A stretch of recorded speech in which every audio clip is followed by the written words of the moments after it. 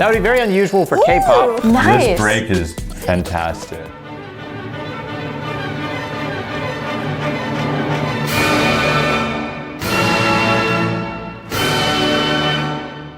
MII. Have you heard anything by MII before? Don't remember. It is possible I heard something like once. Wait, I have heard of them.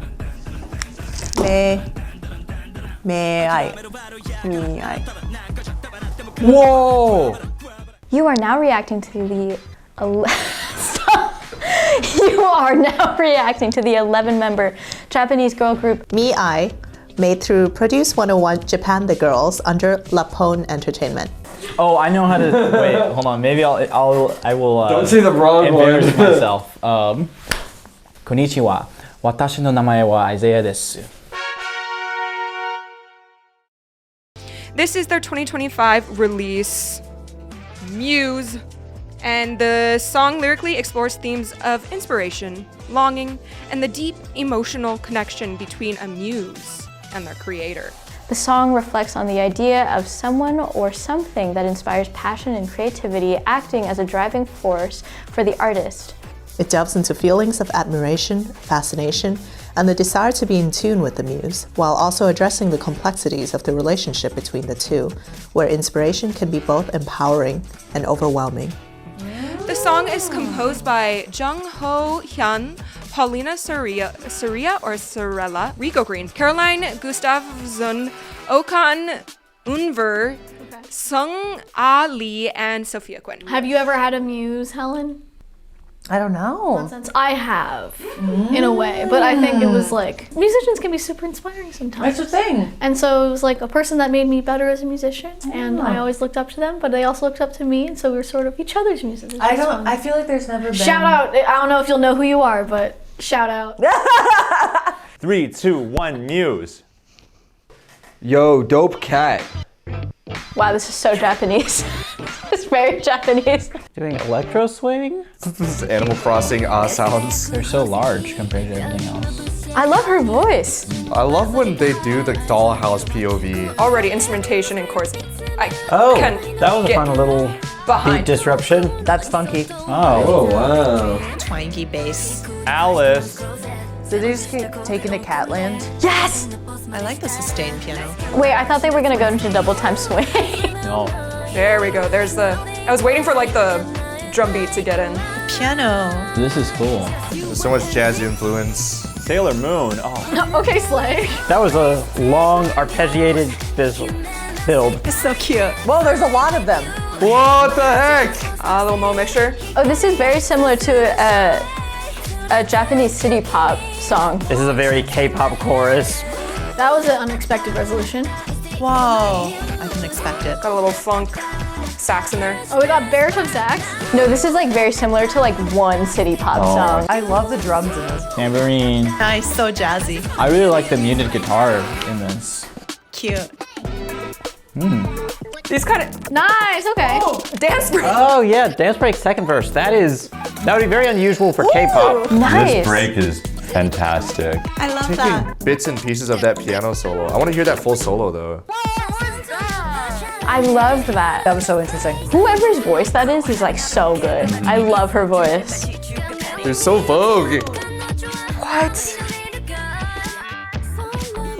I love the magazine concept. See, I don't know if the melodic lines are like my cup of tea. Oh my god, that cat is terrifying. Oh, cute.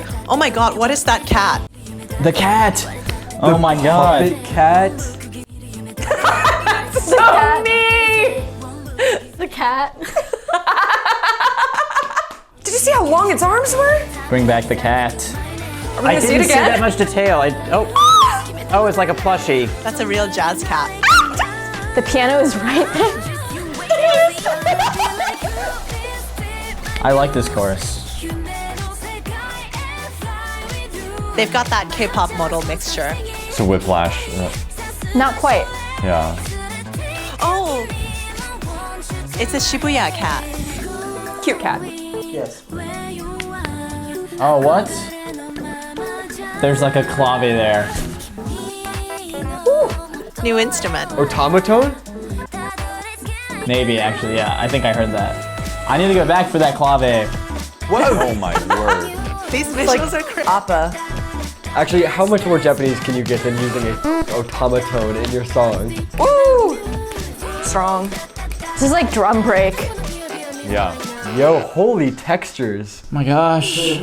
There was a sax. Yep, that was definitely a Barry sax That at was the end. definitely a Barry sax. Oh, nice. That Oh, was just so a straight ending. fun. Okay. Okay, slay. Nice. That's how it ends? Nice. I wanted more. Yeah.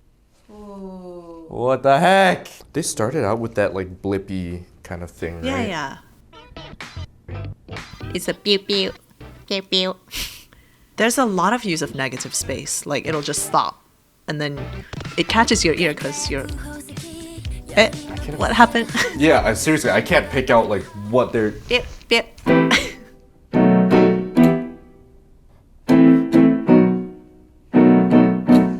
It's great because it's like at its very foundation, it's a pretty like straightforward 4-5-1, but they'll like take out bits of it, so you're kind of guessing about what it is. It's like if I spoken very fragmentary sentences. And you can't anticipate What's going to come next? out of My nostril. And that's the beauty of anticipation. That music video is actually very similar to the song. Honestly, it was super polystylistic, super glitchy. Yeah. They really didn't skimp on the glitch effect. Some artists will just want to use it to sound a little retro. But oh, this is super modern. Like this sounds so modern in like the coolest way. They didn't just throw stuff at you like what a lot of things will do, and it's like it just kept giving you something that you liked and then taking it away and replacing it with something else that you liked over and over and over again. There's so many like juicy parts of it though. I like the glitchy. I like the beginning. I like the entire ending section. But those like main like refrain parts, like the pre-chorus and the chorus, they just don't grab me. Oh, this is the part I was talking about earlier. So, right, it has the hi-hat, right? And then it's gonna add another one. Wait, can I just feel this? These like hits as well are just like kind of constant jazz chords. It almost like makes me feel like a Lee Jin Ah. Why haven't we reacted to Lee Jin Ah in a while, Emma? What She hasn't released any new music. What the hell, Lee Jin Ah? She's pregnant! What the hell, Lee Jin Ah? You should be making music for me. No, that's crazy. I didn't know that. I get what you're saying. That's awesome. Like it almost feels like it should be like double time, like ding ding ding. Yeah. Like that should be going over it.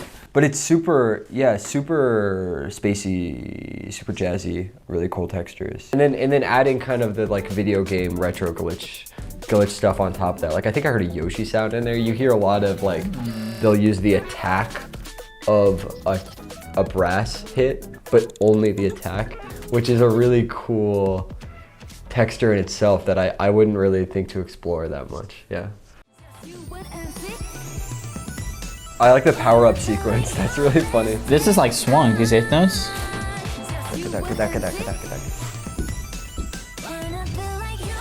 Right? It's like That's it. Also that drum fill. That drum fill is pretty out there. Yeah, I lose the beat in there, honestly. Yeah, he's doing a lot of linear stuff there. Yeah. I feel like their piano player is like really killing. You can just tell that they have like they're playing like really colorful things that are really beautiful. Yes. But it's not necessarily represented in anything else in the song. Yeah. It's like the piano player themselves are like adding a lot of harmonic color to everything, which I really liked it. I kind of wish it was represented by everyone else. Right. Oh, interesting, because like the other instruments didn't necessarily. Yeah, they kind of create this just cluster of sound, and it punches kind of hard. It's pretty poppy, and the chords are even pretty rich. But for some reason, when I'm listening to it, I don't feel like I'm completely absorbed. There's like, it's missing some sort of factor. I love the little piano moments. Yeah, That was so fun. Yeah. yeah. The lead into like the second verse was really interesting with like the dance break and then like the random like snapshots of things here and there. It really brightens it up. At least to my ear, it gives you something to kind of focus on like within the bigger texture. Cause like there's a lot of stuff going on here, but like these sounded like acoustic drums, like someone was actually playing them. Potentially, maybe. I don't know. They had that Raw timbre, feeling. whatever they were. But I felt like the combination of that and the piano, like, I don't know, it gives it some sort of structure so then you can add these kind of other sounds and it still makes sense. I love a good sparkly instrumental. So sparkly. Yes. Yeah, what were the moments that grabbed your attention? I think there were some funny chordal resolutions, especially I think in the chorus there was one. If you don't mind me going back and figuring it out because I'm curious. Like 107, the but catch that spark now. Is that one of those?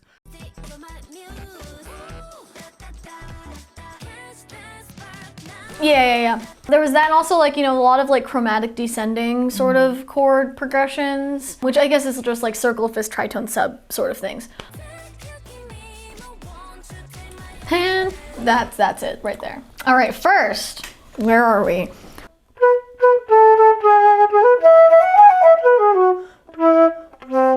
Is it a case of a...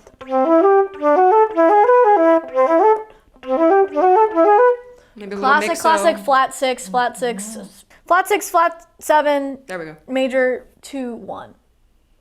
A classic chord progression. It's a good one.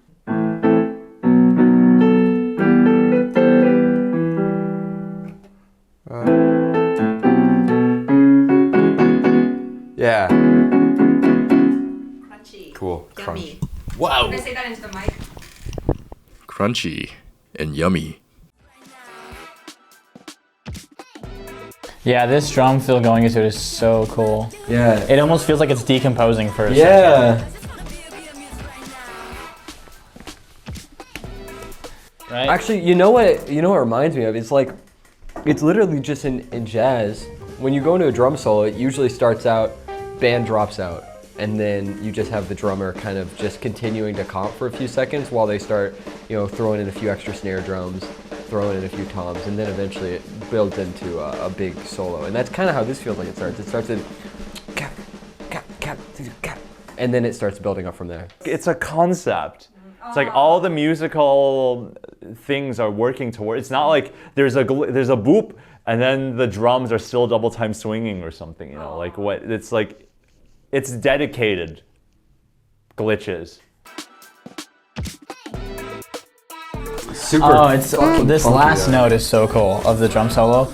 On beat 4, it almost sounds like they're just dropping the stick, but you see, it's like it almost has like that buzzing quality, like I said, where it's like you drop a stick on the snare drum, it'll just like buzz, it'll bounce and make that. But they also have enda, like in a different instrument, so it goes and it goes into it. It's so cool. Yeah. That's one of my favorite dance breaks I've ever heard. It was like so smooth the way they did it. They were able to change it every single time, but make it still have that same effect. Yeah. You hear like blips of like trumpet and little blips of like specifically like a jazz pianist, and it's so good. Yeah. It like takes little pieces of different musical genres, so the glitch effect is way more colorful. Having the dance break appear in the second verse. Yeah, it's very much a bridge thing normally in K-pop, or possibly an outro thing. But like, I don't know very much J-pop. I know some Perfume, I know 5E, I know Baby Metal, but that's more J-metal than J-pop. Right. Some producers who I've talked to about like the progression of K-pop say that K-pop came from J-pop. So I don't know what like a typical J-pop song form is, but a lot of the ideas that were born in like combining different genres in pop did originate, according to the producers who I interviewed, in J-pop. Japan kind of codes itself as like a jazz-centric kind of culture. Jazz was so huge in Japan at the end of the last century, so it kind of pervades a lot of the pop music that came out of that time. Harmonically, especially. The instruments, like... You get super complex harmonies in like any J-pop. Lots of extensions. Yeah. If you hear just like any anime opening, it's hard to pick out exactly what's happening. I mentioned earlier in, like, while we were listening that they use that K-pop technique of ending the phrase on a major chord when tonally it's in minor. I just wanted to, like, clarify that I know it's J-pop and I'm just saying that it's kind of like usage of that technique, which is really common in K-pop songs. But the sensibility overall, tempo, harmonies, and instrumentation feels really, it's creative in a way that feels markedly Japanese for me. What's the journey you guys have gone through listening to this song? It's kind of nostalgic. But wait, do you know this song? No. Of course, it's Plastic Love. Yeah. And then there's like also that Picardy third. But I don't know if it evoked the Plastic Love. But it's just that like Yeah. I'm sorry. I really like this song. I think part of what makes this song interesting for me is that it does sound like that pretty bubblegum J-pop sound, but one of the vocalists has like a super dark voice, which I've not heard before in these types of girl groups, and I totally dig. It adds like a more mature color to it, since you'd normally think like the bright vocals and the bright kind of like glitchy aspects of this would like really match, but I think it, like her voice brings like a really colorful change. I really love it. And then also that bridge is really nice. Yes. That bridge is so nice. And that's one of the moments where I feel like the harmony is, the harmony is like a lot more fleshed out. Yeah, fleshed out is a good way to put it. Like the sounds are generally pretty dense, but yeah, it feels like it's the sections that I like are more explorative, like exploring. Well, I also feel like it's more cohesive throughout, like in that bridge specifically, the way that they arrange like the vocals, and there's some like layered voices that really hit like the changes. Because I feel like the piano was kind of doing most of the exploring, but it's just kind of like dancing on top, so it's just kind of like sprinkling moments of colorful, of just like little colors. Cohesive is a great way to describe the sections I like, and less so the sections I'm not a big fan of. And then in the bridge it becomes a lot more lush. Yes. This is one of those songs that they have so many different elements happening at the same time. It's just like whenever you re-listen to it, you notice more and more. Yeah. But I think overall it isn't one of those songs that like does a huge hard left turn and is musically interesting because of how unexpected things are. It's rather they're just taking all these different elements, chopping them up, and then using them in different ways throughout the song. Yeah, and it's a consistently detailed texture. Is this going on the playlist? Yeah, absolutely. Yeah, for sure. Woo! For me. Just super fun. We love it. Good time. Yeah, it was just a very fun listening experience. It was just like, woo, woo. Cool. Fun song. Fun song. Crazy. Was this the key we started? No, it's not. Oh my god. Someone commented that they really love Saffion's voice. Ain't it true? Giggity, bippity boppity boo. Cooking like a chef, I'm a 5-star Michelin.